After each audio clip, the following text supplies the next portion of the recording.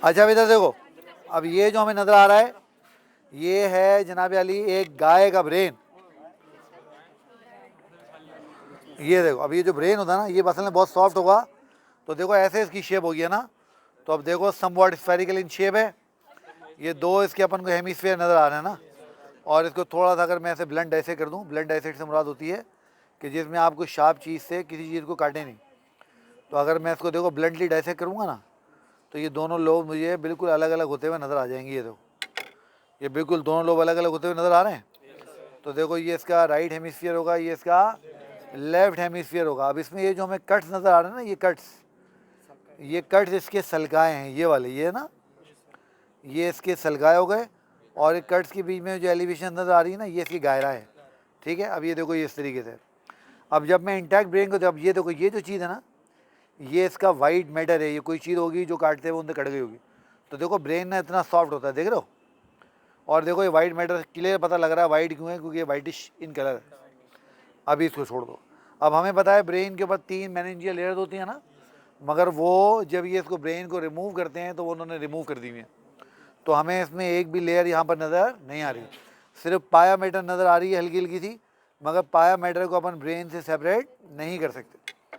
ठीक हो गया। अच्छा अब देखो जब ब्रेन इंटैक्ट है ना, अब ये इंटैक्ट ब्रेन है, इसमें हमें ना तो मिड ब्रेन नज़र आएगा, ना हमें डायनसेफेलॉन नज़र आएगा, कुछ भी नज़र नहीं आएगा। उसके लिए हमें क्या करना पड़ेगा, उसके लिए हमें इसको बीच में काटना पड़ेगा। अभी काटते हैं। अब उसके बाद अगर मैं देखूं उसको ऐसे, ये देखो, तो ये पीछे जो मुझे इसका दूसरा पार्ट नज़र आ रहा है, ये वाला पार्ट, ये देखो, ये इसका सेरिबेलम है। ये क्या है इसका सेरिबेलम, और इसकी सेरिबेलम के भी 2 हेमिस्फीयर होंगे, जो यहाँ पे बहुत देर में खाली बाहर शायद पड़ा रहा है, जिसकी वजह से सारे ना डिस्टॉर्ट हो रहे हैं ना। और बीच में ये जो स्ट्रक्चर तुम देख रहे हो ना, ये स्ट्रक्चर, ये इसका ब्रेन स्टेम है। ये तुम्हें कैविटी से नज़र आ रही है, इसके अंदर ये कैविटी, ये कैविटी होती है 4th वेंट्रिकल की, किसकी, और 4th वेंट्रिकल के आगे होता है पॉन्स और मेडुला। इसका मतलब है इसके आगे ये पॉन्स और मेडुला होगा। तो ये हो गया तुम्हारा सेरिबेलम, ये पॉन्स, ये मेडुला, तो ये तुम्हारा हाइंड ब्रेन है ना। उसके बाद ये नीचे वाला, ये वाला जो पार्ट है ना, ये हमारी स्पाइनल कॉर्ड है। इसको अभी हम काट के और उसको देख लेते हैं। ठीक हो गया।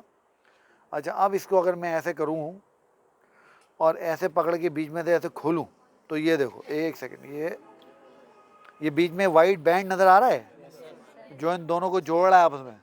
ये जो वाइट बैंड है ना, ये कॉर्पस कैलोजम है। ये क्या है, ये कॉर्पस कैलोजम है। और देखो कॉर्पस कैलोजम के अंदर हमें इसके वेसल्स भी नज़र आ रहे हैं। देखो ये इसकी वेसल्स हैं, जो ये मेरे हिलाने दे, ये देखो ये इसका, ये देखो ये इसकी वेसल्स हैं। ये उसकी ब्लड वेसल होगी कोई, जो कि ब्रेन को ब्लड सप्लाई करती होगी। और ये कौन सी वेसल होती हैं, कैरोटिड आर्टरीज। कौन सी आर्टरीज होती हैं, कैरोटिड आर्टरीज। अच्छा अब इसके अगर मैं देखूँ ना, तो देखो ये इसके 4 लोब मुझे ऐसे नज़र आएंगे। ये आगे वाला हिस्सा है ना, तो ये इसका फ्रंटल लोब होगा, ये इसका पैराइटल लोब होगा, ये इसका ऑक्सीपिटल लोब होगा, और ये इसका टेम्पोरल लोब होगा इधर। और अगर मैं इसको नीचे से देखने की कोशिश करूँ यहाँ पर, इस जगह पर, तो देखो ये हमें ब्रेन स्टेम का एंटीरियर पार्ट नज़र आ रहा है, ये रहा। अब देखो यहाँ पर ये हमें वेसल नज़र आ रही है। देखो ये वेसल, ये एक आर्टरी होती है, इसको हम कहते हैं बेजिलर आर्टरी, क्योंकि देखो ये मेडुला है, ये पॉन्स है, और देखो ये पॉन्स के बिल्कुल बीच में है ना। तो जो आर्टरी पॉन्स के बिल्कुल बीच में होती है, असल में बड़ी डेलिकेट है, ऐसे उठाऊंगा तो टूट जाएगी। ये देखो ये जो आर्टरी हमें नज़र आ रही है ना, ये वाली, now this is the basilar artery. ये कौन सी आर्टरी है, ये बेजिलर आर्टरी है। और यहाँ पर ना इस जगह पर बीच में ना पिट्यूटरी अटैच होता है, जो मेरे ख्याल है इन्होंने जब उसको निकाला होगा ना तो कट गया होगा।